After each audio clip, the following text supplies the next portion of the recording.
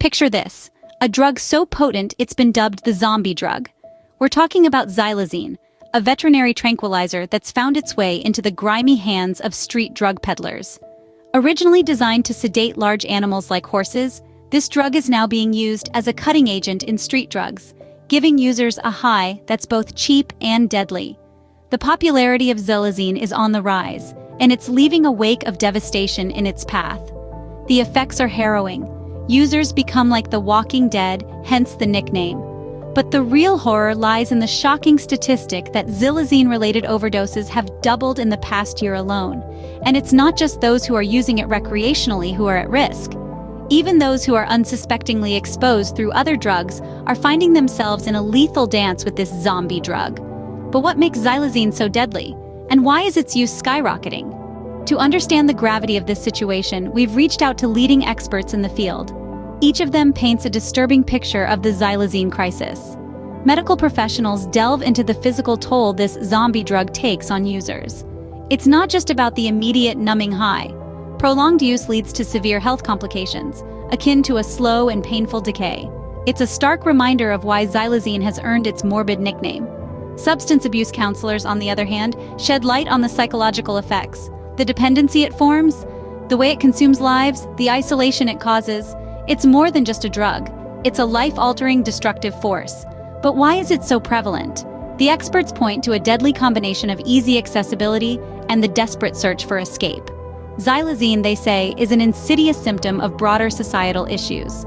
As we've heard, xylazine is not just a drug, but a public health crisis.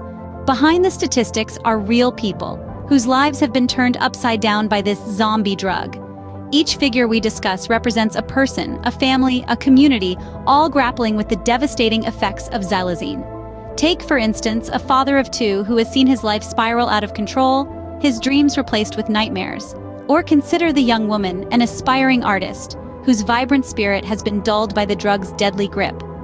Let's not forget the countless families torn apart, the children left without parents, the communities ravaged by this epidemic. Parents, siblings, and friends bear witness to the transformation of their loved ones into unrecognizable shadows of their former selves. Their voices echo in unison, a chilling testament to the human cost of the xylazine crisis. These stories are a stark reminder that the xylazine crisis is not just a number game, but a matter of life and death. The question now is, what can we do to combat the effects of this zombie drug? Our first line of defense is increased regulation. By tightening control over the distribution channels of xylazine, we can choke off the supply, making it more difficult for this drug to reach our streets. But regulation alone won't solve the problem. That's where public awareness comes into play. By launching campaigns to educate people about the dangers of xylazine, we can discourage its use and help those who are struggling to understand they're not alone. And this is where you come in. Your involvement is crucial. Whether it's helping a friend, family member, or neighbor who's struggling, or spreading the word about the risks of this drug, every action counts. Your voice can make a difference. Knowledge is power. The more we understand about xylazine, the better equipped we are to fight its spread. So don't just stand by. Get informed, take action,